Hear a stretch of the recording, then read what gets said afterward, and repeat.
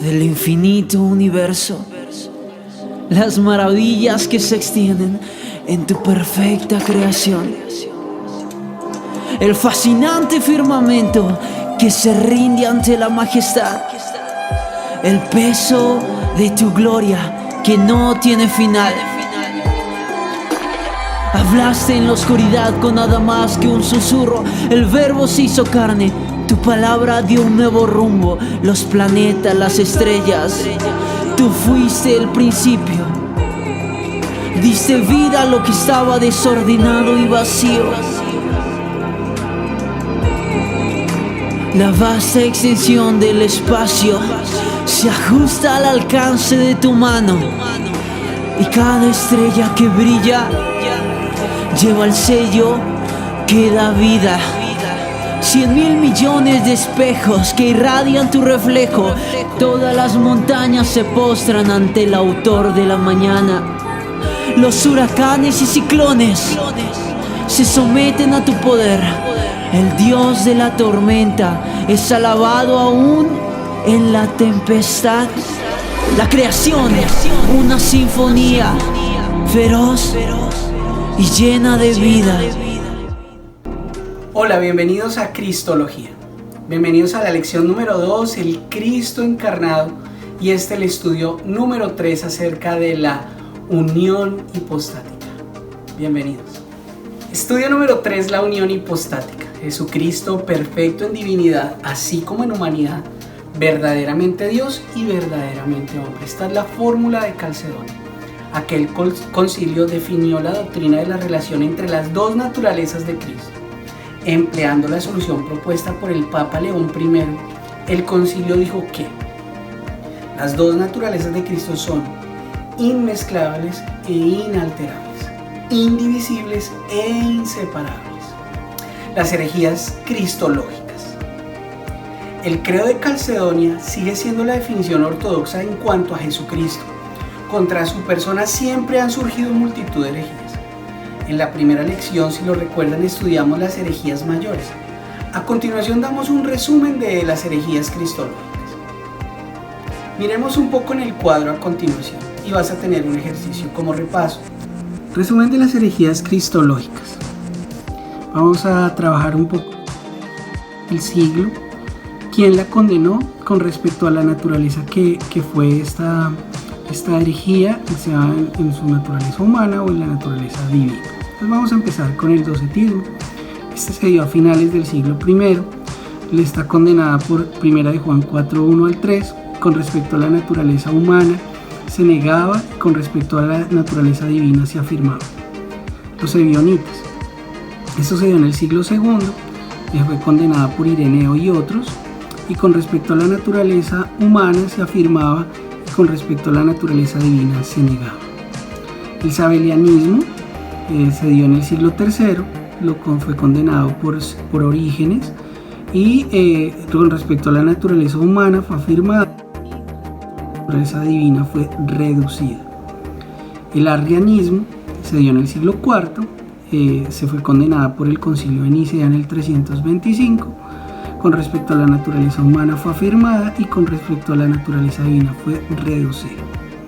El apolinarismo se dio en el siglo IV también, fue condenada por Constantinopla en el 381. Con respecto a la naturaleza humana fue reducida, y con respecto a la naturaleza divina fue afirmada. El nestorianismo se dio en el siglo V.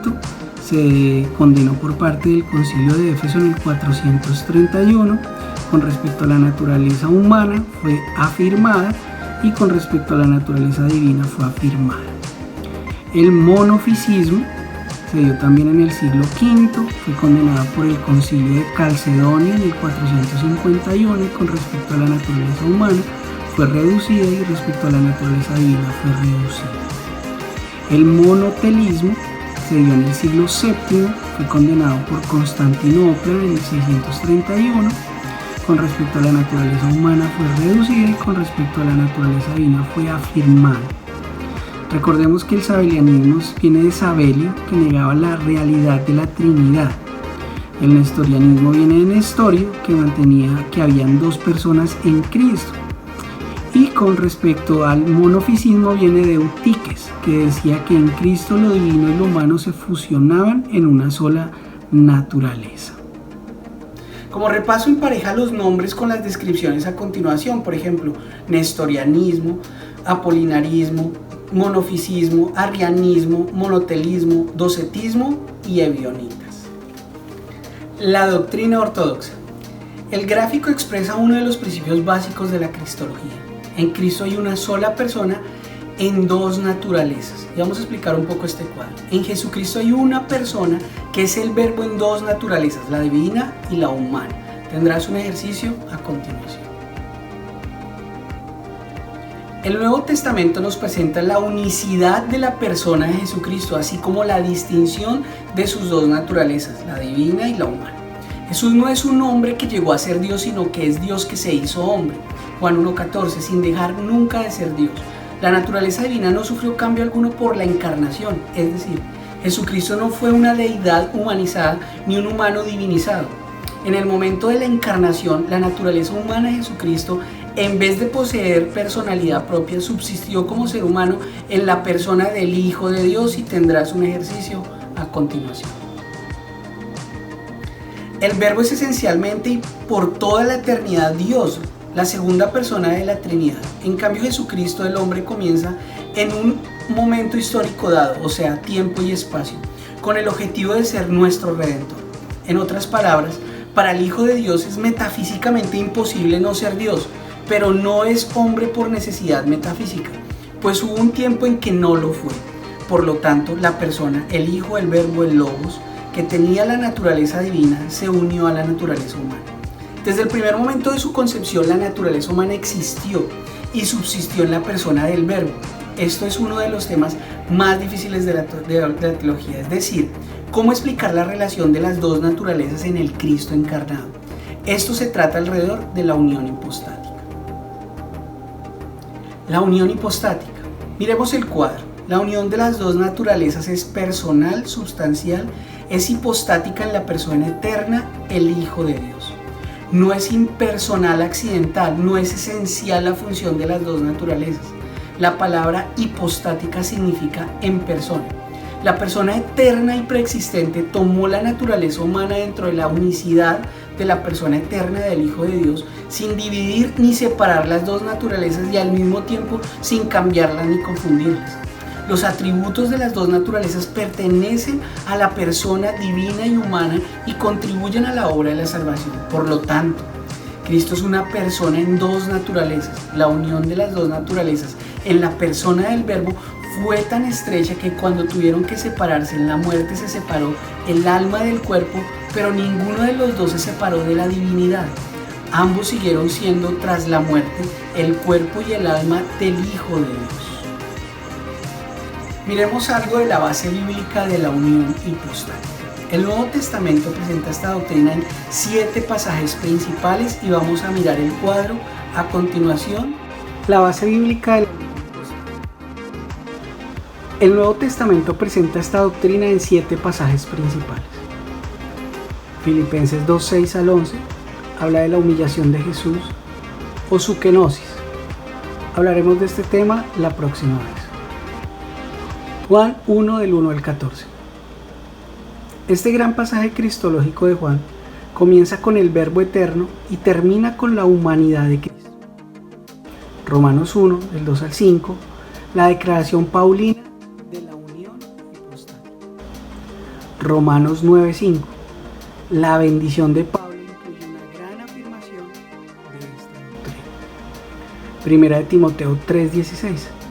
Este credo de fe comienza con la unión de lo divino, Dios, con lo humano manifestado en carne. Fue un himno en la iglesia primitiva. Hebreos 2:14. El autor de esta epístola nos da el propósito de la encarnación. Y primera de Juan 1, es la declaración del discípulo amado de la verdadera identidad del Dios hombre. La unicidad de Cristo, siempre que Jesucristo hablaba de sí mismo, se expresaba como un solo yo. No hubo dos personas en Cristo, una divina y otra humana, sino el Verbo. Todo lo que Jesús dijo e hizo en una sola persona mediante una u otra de las dos naturalezas o mediante ambas naturalezas a la vez. Acciones como crear o conservar el universo procedían de la persona de Jesús a través de su naturaleza divina. Acciones como comer, andar, dormir, etc. procedían de su persona a través de su naturaleza humana. Acciones como el hacer milagros procedían de su persona a través juntamente de sus dos naturalezas, la divina como causa principal y la humana como causa instrumental. El valor de la propiciación de Cristo en la cruz exigía la unidad de la persona junto con la dualidad de las naturalezas. Solo alguien que fuese hombre como nosotros podía ser nuestro representante y nuestro sustituto. Y solo si ese alguien era al mismo tiempo Dios, podía tener un valor infinito en el sacrificio de su sangre. Solo Jesucristo como hombre podía realizar la obra sustitutoria para poder restaurar la imagen de Dios en el hombre, llenándola de vida, luz y amor. Hebreos es el libro por excelencia que explica esta verdad. Hebreos 2.11, 4.15, 7.26, 9.22. En los párrafos anteriores hemos mencionado dos pruebas de la unicidad de la persona de Cristo. Es decir, resumiéndolas, tendrás un ejercicio a continuación. La dualidad de su naturaleza. El Dios hombre Jesucristo tiene dos naturalezas. En la primera lección estudiamos las manifestaciones de la divinidad de Cristo. En esta lección, las señales de su humanidad. En el cuadro que sigue exhibe algunas de las cualidades o atributos de las dos naturalezas. He puesto unos cuantos para empezar.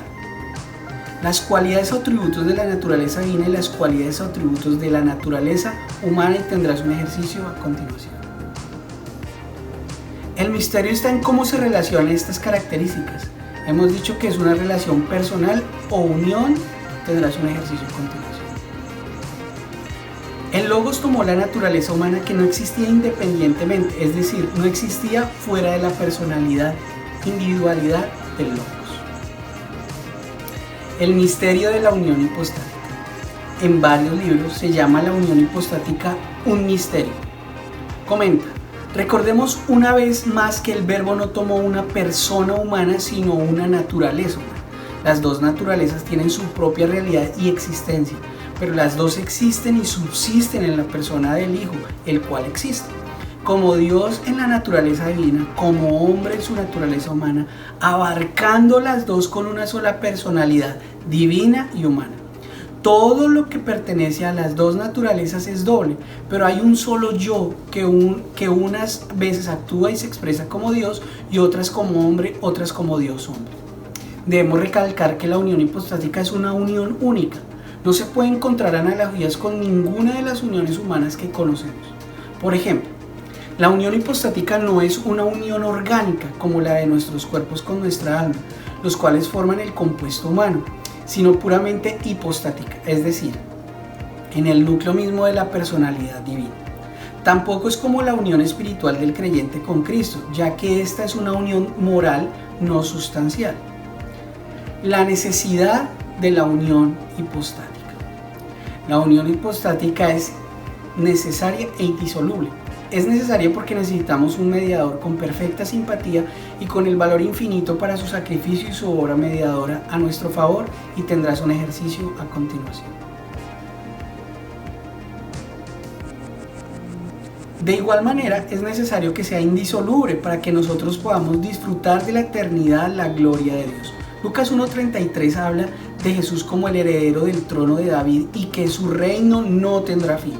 También el autor de Hebreos dice de Jesús: mas este, por cuanto permanece para siempre, tiene un sacerdocio inmutable, como dice Hebreos 7.24.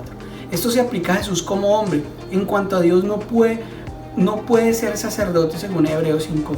Acabará su función redentora pero nunca su encarnación. Después de decir todo esto, estaremos de acuerdo con Luis Berkhoff, quien dice que la unión de las dos naturalezas es un misterio fuera de nuestra comprensión. Comunicación de propiedades. La frase comunicación de propiedades quiere decir que las cualidades de las dos naturalezas se atribuyen a la única persona de Cristo. Jesucristo es omnisciente, todopoderoso, infinito y al mismo tiempo es el varón de dolores, limitado en conocimiento y poder, y sufre las debilidades humanas tales como hambre, cansancio, sed, etc. Se le puede atribuir al Hijo de Dios atributos que correspondan a cualquiera de las dos naturalezas. Así, por ejemplo, podemos decir que el Hijo de Dios murió en la cruz, que el Hijo de Dios es omnisciente y que Dios se hizo hombre. Jesús como hombre es objeto de adoración, porque el objeto directo de nuestra oración y de nuestra adoración es la persona de Cristo, el cual es divino y tendrás un ejercicio a continuación. El carácter de Jesucristo. En Juan 1:14 leemos: y vimos su gloria lleno de gracia y de verdad. Jesucristo poseía una gracia inimitable que resplandecía en todo su ser. Encarnaba la verdad de tal forma y en tal grado que toda su vida estaba caracterizada por una realidad total, sincera y genuina. Un dicho bien conocido dice: no existe un verdadero genio sin alguna rareza. Sin embargo, los evangelios nos presentan un cuadro de perfección sin elogios excesivos. Decía de él: todo lo hizo bien.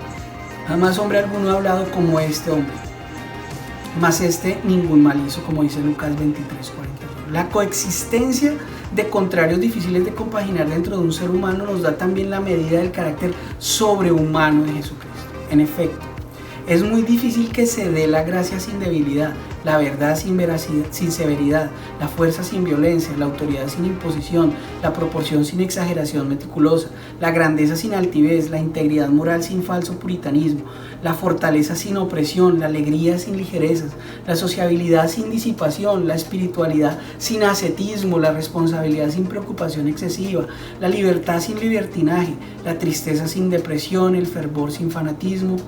Unir a un mismo tiempo en una misma persona fortaleza, prudencia, ternura y coraje, amor y prudeza, etc., solo es dado a los grandes paradigmas de rectitud moral y de equilibrio psicofísico. Unir todos los contrarios virtuoso en perfecta conjugación es propia y exclusiva del Dios hombre. El fallo, por mínimo que sea, aflora en cualquier instante. Como dice Santiago 3:2, todos ofendemos, tropezamos, muchas veces o en muchas cosas, como dice esta cita. El Señor poseía el perfecto equilibrio psicofísico, mente y cuerpo, pero hay quienes se han atrevido a juzgarlo de homosexual por lo del discípulo amado. Pero el verbo griego que hace referencia al discípulo amado indica un amor superior, celestial, no el eros de la concupiscencia. Por otra parte, películas mundanas como Jesucristo Superstar ha dado una falsa imagen de una persona presentando a María Magdalena y a Jesús como amantes. Pero Él es el perfecto reflejo del Padre y une en sí todo lo mejor de la virilidad y de la feminidad en un hombre total. La santidad de Jesús poseía la santidad ontológica por la unión hipostática. Esto consiste en la separación de lo inmundo, de lo defectuoso, de lo limitado. Tal santidad pertenece solamente al Dios infinitamente santo. Jesús también fue moralmente santo por su ejercicio de la virtud, el lado positivo, y por la ausencia de pecado en su vida, el lado negativo. Su santidad moral era debida a la unión hipostática de Jesucristo, que le confería una santidad especial en su humanidad. Pero también se debía a la presencia y la dirección constante del Espíritu Santo, que lo capacitaba para cumplir la voluntad del Padre. Él demostraba en su vida el fruto del Espíritu, como dice Gálatas 5:22-23, a un nivel inigualable y perfecto. Escribe santidad moral o santidad ontológica en los espacios al frente de las dos definiciones a continuación. La impecabilidad de Cristo. Jesucristo fue impecable. Nunca cometió pecado alguno ni tenía defectos o imperfecciones de orden moral, según Hebreos 4:15. Porque no tenemos un sumo sacerdote que no pueda compadecerse de nuestras debilidades, sino uno que fue tentado en todo, según nuestra semejanza. Tendrás un ejercicio a continuación. Ningún otro ser humano ha podido decir: ¿quién de vosotros me redarguye de pecado?, como dice Juan 8:46. Es cierto que heredó las debilidades físicas de nuestra naturaleza, como dice Hebreos 2:14, Mateo 8:17 y Gálatas 4:4, pero no el contagio del pecado. Sobre él fue puesto todo el pecado del mundo, según 2 Corintios 5:21, pero no manchó su interior por nuestra depravación. Estuvo libre tanto de la corrupción hereditaria del pecado original como de pecado actual. Su concepción sobrenatural, como dice Lucas 1:35, y su plenitud del Espíritu, como dice Juan 3:34, lo capacitan para ser el perfecto mediador entre Dios y los hombres, como dice 1 Timoteo 5. cosa que no hubiera podido desempeñar ni hubiese estado manchado por la menor sombra de pecado, como dice Hebreos 7:26. Prueba de que fue totalmente libre de pecado se ve en los versículos tales como Mateo 3:14, Hebreos 4:15, 1 de Pedro 1:19, 1 de Juan 3:3. Es digno de notar en Juan 3:7 Jesús dice: os es necesario nacer de nuevo, no dice nos es necesario. Las tres posibilidades en cuanto al pecado. Hay tres posiciones en las que un ser humano puede encontrarse con relación al pecado. En primer lugar, es la posibilidad de no poder pecar, la cual fue exclusiva de Cristo y será el privilegio de todos los redimidos en el cielo. La segunda es la posibilidad de poder no pecar, lo cual fue el estado de Adán y Eva antes de la caída, cuando su libertad estaba libre de la corrupción del pecado. Es también la meta de los santos en la actualidad, de poder no pecar al vivir completamente bajo el señorío de Cristo y dirigidos por el Espíritu Santo. La tercera posibilidad es no poder no pecar, que es la condición de la humanidad tras la caída. ¿Quién representa cada posición? No poder pecar, poder no pecar o no poder no pecar.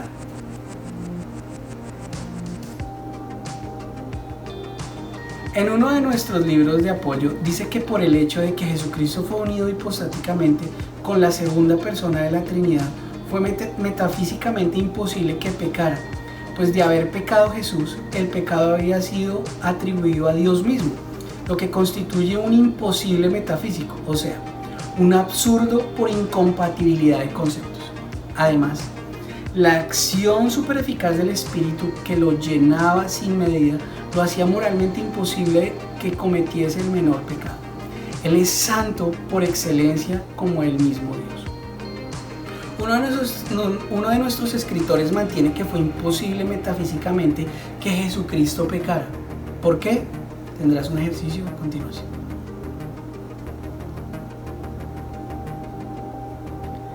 ¿Estarías de acuerdo con este autor? ¿Fue imposible que Jesús pecara? Tendrás un ejercicio a continuación. El poder del Espíritu Santo en nosotros nos da una fuerza sobrenatural para conquistar el pecado y como miembros de la nueva raza de los redimidos podemos no pecar. ¿Estarías de acuerdo con esta afirmación? Explícalo en el ejercicio a continuación. Resumen. En esta lección hemos destacado la naturaleza humana de Jesucristo y la relación entre las dos naturalezas de Cristo. Resumamos lo que hemos estudiado. ¿Cuál es la enseñanza bíblica sobre las naturalezas y la persona de Cristo? En Cristo hay, tendrás un ejercicio a continuación. Definiciones. La unión hipostática significa naturaleza y persona. ¿Cuáles son las cuatro grandes palabras de Calcedonia en cuanto a las naturalezas de Cristo? Son refutación de monofisismo, refutación de nestorianismo. Ha sido un gusto con ustedes haber estudiado en este estudio número 3 de la lección número 2 acerca del Cristo encarnado. Me encanta seguir estudiando con ustedes. Seguimos en clase. Dios les bendiga. Hasta pronto.